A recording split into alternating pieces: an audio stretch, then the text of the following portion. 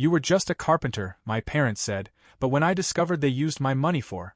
Growing up, I always knew I was the less favored child. My parents never outright said it, but it was clear in the way they treated me compared to my younger sister, Amanda. She was the golden child, the one who could do no wrong, the one who got all the attention, while I was left in the background, no matter what I did. From an early age, my parents doted on Amanda. They praised everything she did, celebrated her achievements like they were world-changing, and always made sure she had the best opportunities. Me? I could have won a medal, and they probably would have just nodded and moved on. It didn't matter if I was working hard in school or doing something I was passionate about, none of it compared to Amanda's successes. I remember being a kid and getting a high grade on a test, excited to show my parents. My mom barely glanced at my paper before saying, "That's nice, Lucas," and turning her attention back to Amanda's latest painting or piano recital. Every accomplishment I had was overshadowed. If Amanda won an award at school, they'd throw a celebration. If I did, they'd act like it was expected, barely acknowledging it.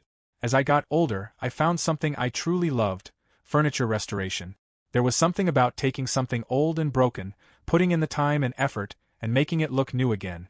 It gave me purpose, made me feel like I was actually creating something worthwhile. But to my parents, it was just a hobby. A waste of time. I'd spend hours in the garage, sanding, staining, and restoring old furniture, completely in my element. My dad would walk by and shake his head, making comments like, "Why don't you focus on something that actually matters?" My mom just ignored it altogether. Meanwhile, Amanda could doodle something on a napkin, and they'd frame it like it belonged in a gallery. I stopped expecting them to care. No matter how much effort I put into my passion, it was never going to be good enough for them. But that didn't mean I was going to stop doing what I loved. One year, I decided to restore an old rocking chair I had found at a yard sale. It was in bad shape, cracked wood, faded paint, completely worn down. I spent weeks working on it, making sure every detail was perfect. When Christmas came around, I gave it to my parents as a gift, thinking maybe, just maybe, they'd see the value in what I did. They barely acknowledged it. My mom gave it a passing glance and muttered something like, "Oh, that's nice," before moving on to the gift Amanda had made for them, some abstract painting that looked like she had just thrown paint at a canvas. They raved about it, talking about how talented she was, how beautiful and unique her work was. I sat there, watching them gush over her while my gift, the thing I had spent hours pouring my energy into, was forgotten. That was the moment I realized it didn't matter what I did. I was never going to be their priority. I finished school, got a job at a furniture restoration shop, and started working towards moving out as soon as I could. The less time I spent around them, the better. Meanwhile, Amanda went on to become a professional artist. My parents still brag about her every chance they get, still act like she's the best thing to ever happen to them. They never ask about my work. They never ask about me. And I stopped expecting them to. I used to think maybe there was something wrong with me, that maybe if I had been better or tried harder, they would have treated me the same way they treated Amanda. But now I know that no matter what I did, it wouldn't have changed anything. By the time I was 17, I had already accepted my place in the family dynamic. Amanda was the star, the golden child, the one with the bright future ahead of her. I was just there. No matter what I did, it never measured up to whatever she was doing. I had learned to stop seeking their approval, but that didn't mean it didn't sting when they dismissed everything I worked for. That year, I got a job at a local carpentry shop. It wasn't glamorous, but it was something I loved. The smell of wood, the feeling of crafting something with my own hands, the satisfaction of turning raw materials into something beautiful, it made me feel like I had found my place. The owner of the shop, an older guy named Frank, took me under his wing, teaching me the finer details of woodworking, restoration, and craftsmanship. I was eager to learn, spending hours after school in the shop, refining my skills and picking up techniques that weren't in any book. But to my parents, it was just another waste of time. "Why are you wasting your energy on that?" my dad asked me one evening when I came home late, covered in sawdust. "You should be focusing on something that will actually help your future." I told him that carpentry was a real job, that people made a living restoring furniture and working with wood, but he just scoffed. To him, it was nothing more than a phase, a distraction from what he thought I should be doing. Meanwhile, Amanda had just started working as an assistant at a law firm owned by one of my father's friends. It was the usual summer job where she mostly filed papers and answered phones, but to my parents, it was a big deal. "She's building her future," my mom would say proudly, as if answering phones at a law office was the key to success. Every evening at dinner, they'd ask Amanda about her work, acting like she was some young legal prodigy. Did you meet any important clients today? Are you learning a lot from the attorneys? This is going to look amazing on your college applications. They hung on her every word, treating her job like it was the start of something great. Meanwhile, if I tried to talk about my job, they barely listened. One night, I told them about a 19th-century antique chest of drawers I had been restoring. It was a beautiful piece, made of solid oak with intricate carvings that had been hidden under layers of dirt and old varnish. I had spent weeks carefully stripping it down, sanding it by hand, and bringing it back to life. It was the kind of work that required patience and skill, something I was genuinely proud of. I sat at the dinner table, explaining the process, excited to share what I had accomplished. My dad barely looked up from his plate. "You're spending all that time on an old dresser?" he said with a laugh. "Who's even going to care about that?" Amanda smirked, shaking her head, while my mom just sighed like she was tired of hearing about it. I stopped talking. There was no point in trying to make them see the value in what I did. To them, carpentry wasn't a real career. It wasn't prestigious. It wasn't something they could brag about. But Amanda working in a law office? That was something to be proud of. That was something that mattered. I finished my dinner in silence that night, realizing once again that no matter how hard I worked, it would never be enough for them. By the time Amanda and I were finishing high school, it was no surprise to anyone that she was destined for great things, at least according to my parents. She had always been their pride and joy, the one they believed would bring prestige to the family name. So when she received a full scholarship to a prestigious university, my parents acted like she had won the lottery. They were overjoyed, calling every relative, every family friend, and even some people who probably didn't care just to tell them the news. Then they decided to throw a party. It wasn't just a small gathering either. They rented out a venue, decorated it like it was a wedding reception, and invited what felt like half the town. There were banners with her name, a catered dinner, even a slideshow showcasing her achievements from childhood to the present. My mom kept dabbing at her eyes, going on about how proud she was, how Amanda was going to do great things, how this was just the beginning of an amazing future. My dad walked around shaking hands with guests like he was a politician, boasting about how Amanda had earned this opportunity all on her own, as if she hadn't been given every advantage since the day she was born. I sat in the corner, watching as people took turns congratulating her, talking about how lucky she was and how proud my parents must be. Nobody asked about me. Nobody even acknowledged I was there. It was as if I was just some distant relative who happened to be in the room. A few months later, when it was time for me to start my own education, there was no party, no congratulations, not even a simple acknowledgement that I had accomplished something. I had enrolled in a craft school to become a restorer, something I had worked towards for years, something that actually mattered to me. Unlike Amanda, who had received a full scholarship, I had saved up and worked to afford my studies. It wasn't easy, but I was determined. I was one of the top 5 students in my class, excelling in my courses, mastering techniques that took others years to learn. I spent hours perfecting my craft, studying the history of different materials, understanding how to restore furniture and preserve its original beauty. But none of it mattered to my parents. There was no celebration, no recognition, nothing. When Amanda got accepted into her university, my dad opened a bottle of champagne and toasted to her future. When I got into my craft school, he barely looked up from his newspaper. My mom didn't even bother to ask about my classes, never once showing interest in what I was learning or what I hoped to achieve. At one point, I tried to bring it up at dinner, mentioning that I had been recognized for my work and that my instructors believed I had a real talent for restoration. My dad barely glanced at me before shaking his head. "That's nice, Lucas," he said dismissively, turning back to Amanda and asking about her latest law courses. It was always about her. No matter what I did, how hard I worked, or what I achieved, it was never enough to earn their attention, let alone their pride. I worked harder than I ever had in my life to get to where I am today. After years of being dismissed, ignored, and overlooked, I built something for myself that no one could take away. I opened my own carpentry workshop, starting with nothing but a rented space, second-hand tools, and sheer determination. I worked 80 to 90 hours a week, taking on every job I could find, whether it was furniture restoration, custom pieces, or repairs. It wasn't easy, but I refused to fail. Slowly, I built a name for myself. Word spread about the quality of my work, and soon enough, I had a steady stream of clients. I poured everything I had into the business, sacrificing sleep, personal time, and any semblance of a social life to make it work. It paid off. I wasn't just getting by, I was thriving. But, of course, none of that mattered to my parents. They didn't congratulate me when I opened my workshop. They didn't ask how things were going. The only time they ever reached out was when they needed something. "Lucas, we're having some financial difficulties," my mom would say, always making it sound like they were on the verge of ruin. "Can you help us out?" At first, I assumed they were genuinely struggling, so I helped.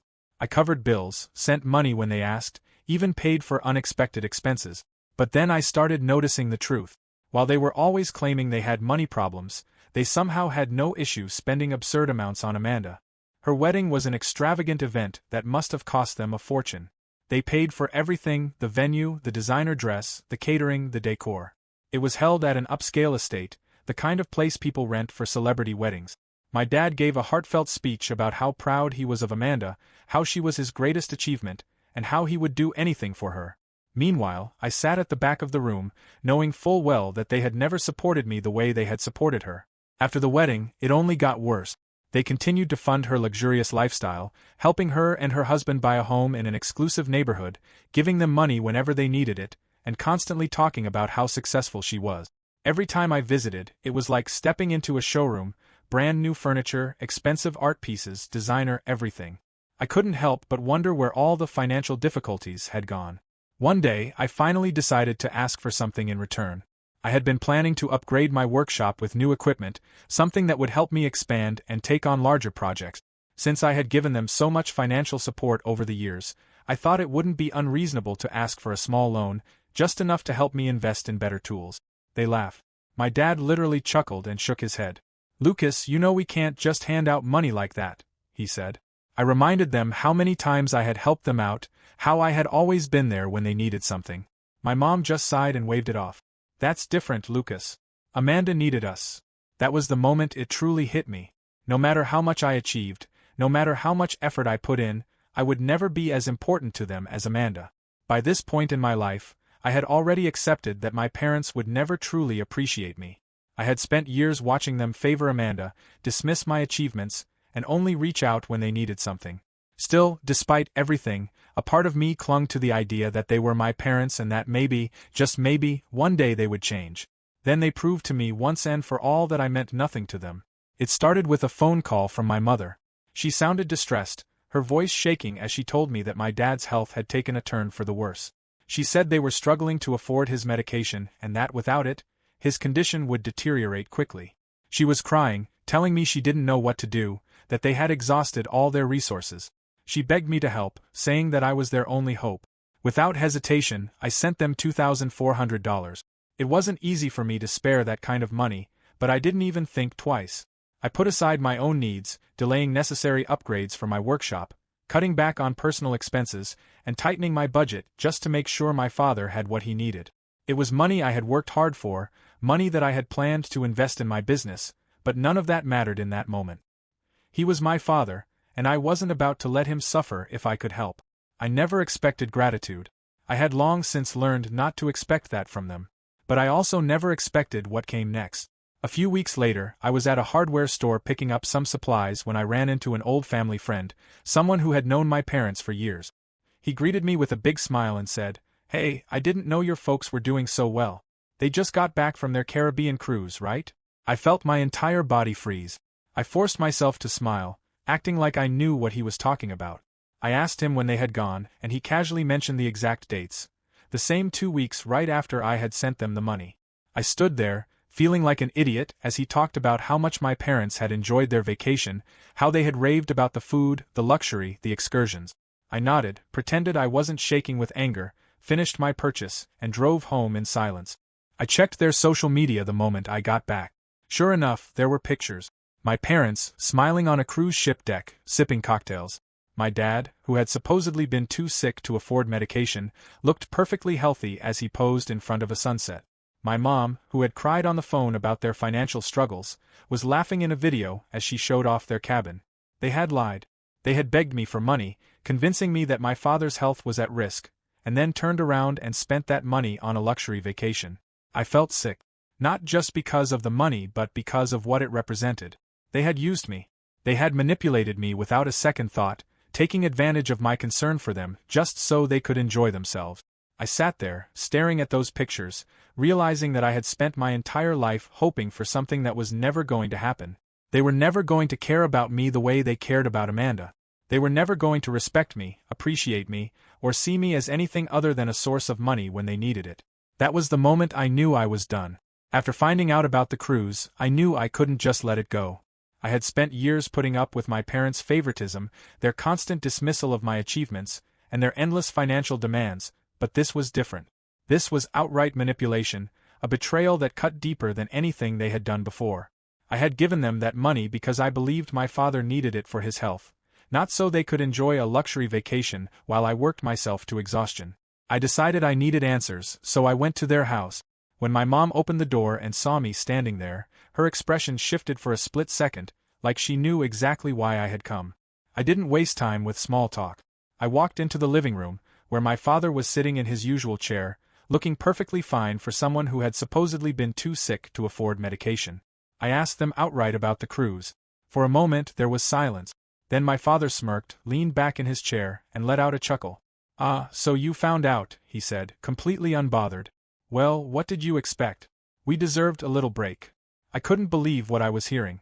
I turned to my mother, waiting for her to say something, to at least try to explain, but she just sighed and shrugged like it was no big deal. "Oh, Lucas, don't be so dramatic," she said. "It was just a small trip." Before I could even respond, Amanda walked in. She took one look at me, glanced at my father, and smirked. "Oh, is this about the cruise?" she asked, laughing as she sat down. "Come on, Lucas, you're not really mad about that, are you? It's not like you'd ever go on a vacation like that anyway. It's not exactly your style." The way she said it, the way they all just sat there, completely unashamed, made my blood boil. They weren't even trying to deny it. They were laughing at me. They had taken my money under false pretenses, lied to my face, and now they were openly mocking me for believing them. I stood there, looking at the three of them, and something inside me snapped. I wasn't going to be their fool anymore. I pulled out my phone, right there in front of them, and canceled every automatic money transfer I had set up for them. My father's face darkened as he watched me tap through the settings, cutting them off from my financial support in real time. "What the hell do you think you're doing?" he demanded, his voice no longer amused. "I'm done," I said, my voice steady. "You're on your own from now on." My mother gasped, as if I had just said something unforgivable. "Lucas, you can't do that," she started, but I cut her off. "I can, and I just did." Amanda rolled her eyes and scoffed. "Oh, grow up, Lucas. You've always been so sensitive. It's just money. Then you won't have a problem living without mine," I shot back. I blocked their accounts from accessing mine, making sure there was no way they could manipulate me into sending them another dime. Then I turned around and walked out, ignoring their voices calling after me. That was just the beginning. Within hours, my phone started blowing up with messages. First, it was my mother, sending long paragraphs about how I was overreacting, how family should always support each other, how my father was still recovering and needed help. Then came my father, switching between anger and fake concern, calling me selfish, ungrateful, and irresponsible. Amanda joined in too, sending me messages mocking me for acting like a victim, telling me I was making a big mistake, saying I would regret cutting them off. I ignored every single one. They called, left voicemails, tried to guilt-trip me into responding, but I refused to let them manipulate me again. I had spent years bending over backward for a family that never once appreciated me, that only saw me as a wallet, a backup plan whenever they needed something. Not anymore. I blocked their numbers, cut them off completely, and for the first time in my life, I felt free. After cutting ties with my parents and Amanda, I expected to feel guilty, maybe even regretful. I had spent my entire life trying to earn their approval, sacrificing my time, my energy, and my money just to be treated like I was never good enough. I thought walking away would leave some kind of emptiness, a hole where my family used to be. But instead, I felt something completely different: relief. For the first time, I was no longer constantly checking my phone, dreading another request for money disguised as a guilt trip. I wasn't lying awake at night stressing about whether I was being selfish for wanting to keep what I had worked so hard for. The weight that had been pressing down on me for years was suddenly gone, and it didn't take long for me to realize just how much my life had improved. With no more financial drains from my parents, I was finally able to use my money for myself. I reinvested in my business, upgrading my workshop with the new equipment I had originally asked my parents for help with. Orders increased, my clientele grew, and within months, my workshop had become one of the most respected in the city. Antique collectors, high-end designers, and even museums started coming to me for restoration work. The business I had poured years of effort into was thriving, and for once, I didn't have to feel guilty about my own success. With the extra money I was no longer funneling into my parents' endless demands. I finally got to do something I had never been able to before. I traveled. I visited places I had only ever seen in books, experiencing new cultures, finding inspiration for my work, and most importantly, enjoying the freedom I had never known before. I had spent so long grinding away, working myself to exhaustion just to keep up with their expectations, that I had never taken the time to actually live. Now I could. Eventually, I took another big step. I bought a house. Not just any house, but one that had character, one that needed restoration, a project that would take time and patience but would be completely my own. I had spent my entire life fixing up pieces of history for other people, and now I finally had the chance to do it for myself. It was a space that was truly mine, untouched by the toxic presence of my past, a place where I could finally build a future on my own terms. And that future didn't just include success in my business. Without the constant emotional drain of dealing with my parents and Amanda, I found it easier to connect with people who actually valued me. I built real relationships, deepened my friendships, and eventually, I met someone who saw me for who I was and supported me in ways my own family never had. I started my own family, one that wasn't based on obligation or manipulation, but on real love and mutual respect. Looking back, I can't believe how much I allowed myself to tolerate for so many years. I spent my entire life trying to earn the love of people who only saw me as a means to an end, when all along, I could have been putting that energy into people who truly cared. The moment I stopped chasing their approval was the moment my life truly began. For the longest time, I thought Amanda would always land on her feet. No matter what happened, our parents would always be there to cushion her fall, making sure she never had to struggle the way I did. She had spent her entire life being handed opportunities, treated like she was untouchable, and believing that nothing could ever truly go wrong for her. But life has a way of balancing things out, and eventually, karma caught up with her. Amanda had married well. Her husband was wealthy, successful, and just like our parents, he adored her. Their life was everything she had always wanted: expensive vacations, a beautiful house, and the kind of status that she thrived on. She played the role of the perfect wife, always posting carefully curated photos online, making sure everyone knew just how amazing her life was. But, as it turned out, that life wasn't enough for her. Her husband found out she had been cheating. I don't know all the details, and honestly, I don't care to. What I do know is that when the truth came out, he didn't hesitate. He divorced her without a second thought, and Amanda's perfect life fell apart overnight. She lost everything: the house, the money, the connections that had once made her feel invincible, all gone. Her husband made sure she walked away with as little as possible, and with no real career of her own, she had no way to sustain the lifestyle she had grown so accustomed to. And, of course, when Amanda lost everything, so did our parents. They had spent years financially supporting her, helping her and her husband buy their house, covering expenses whenever she needed it, making sure she never had to face any real hardship. They had put themselves in debt to keep up with her lifestyle, always assuming that she would continue to live in comfort and that they would never have to worry about money. But now, with Amanda on her own and completely unprepared for reality, they were struggling. And just like they always had, they came to me for help. They showed up, voices full of desperation, asking if I could just lend them some money, just help them get back on their feet. My father, the same man who had laughed in my face when I asked for a loan, now stood in front of me, pretending like none of that had ever happened. My mother, who had ignored my struggles for years, spoke in the same pleading tone she had used when she had tricked me into sending money for my father's so-called medical need. Amanda, who had spent a lifetime belittling me, stood silent beside them, looking at me with an expression that was a mix of embarrassment and entitlement, like she still expected me to save her. But I wasn't that person anymore. I didn't owe them anything. I had built my life without their help, without their support, without ever once receiving the same generosity that they had endlessly given to Amanda. And now, they wanted me to step in and fix the mess they had created. I looked at them, took a deep breath, and told them no. Their shock was almost comical. My father's face turned red with anger, my mother's eyes filled with tears, and Amanda just stared at me, as if she couldn't believe I wasn't going to bail her out. They tried to argue, to guilt-trip me, to remind me that family takes care of each other. But that wasn't true. Not once in my life had they ever taken care of me. So I walked away. When my parents and Amanda showed up asking for help, I already knew how this conversation was going to go. They weren't here because they regretted how they had treated me. They weren't here to apologize or take responsibility for anything. They were here because they had nowhere else to turn. For years they had dismissed me, used me, and laughed at my success while pouring everything they had into Amanda. Now, Amanda had lost everything, and suddenly, they expected me to be the solution to their problems. I refused. I told them, in no uncertain terms, that I was not going to help them. I reminded them of every time I had asked for support and been ignored, every time I had worked myself into the ground while they handed Amanda everything she ever wanted. I looked at my father and told him that the man who had mocked my career, who had treated my hard work like it was worthless, had no right to stand here now and ask me for a handout.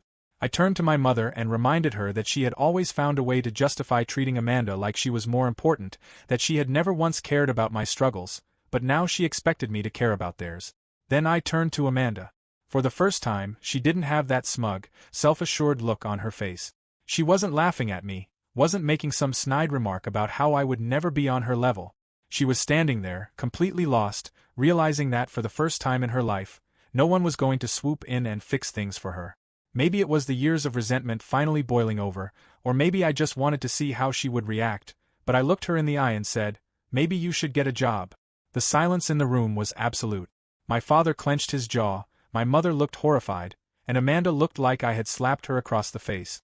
For the first time, she was being told what I had been told my entire life, that she was on her own, that no one was going to save her, that she would have to figure it out for herself. I didn't wait for their response. I stepped back, held the door open, and told them to leave.